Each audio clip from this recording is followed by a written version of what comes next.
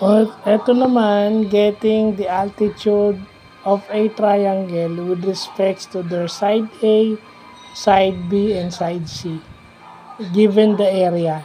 So, given dito yung area, kukunin natin yung side A, side B, at given yung side A, side B, side C, kukunin natin yung altitude o yung height ng triangle. So, ito ay nanggaling dun sa general formula ng triangle. Kasi pag in-rearrange mo yung 1/2 base times height, ang magiging noon, pag kukunin mo yung height is 2A over B. Okay?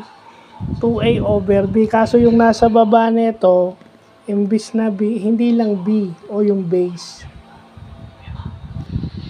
Hindi lang yung base. Kumbaga yung base nito is yung kung anong side niya. Side A, side B, side C.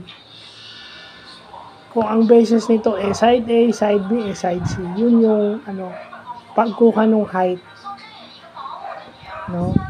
Nanggaling ito dun sa general formula ng triangle na 1/2 base times height.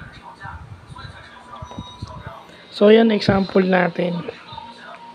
Sinubstitute lang yan. So, yun lang po.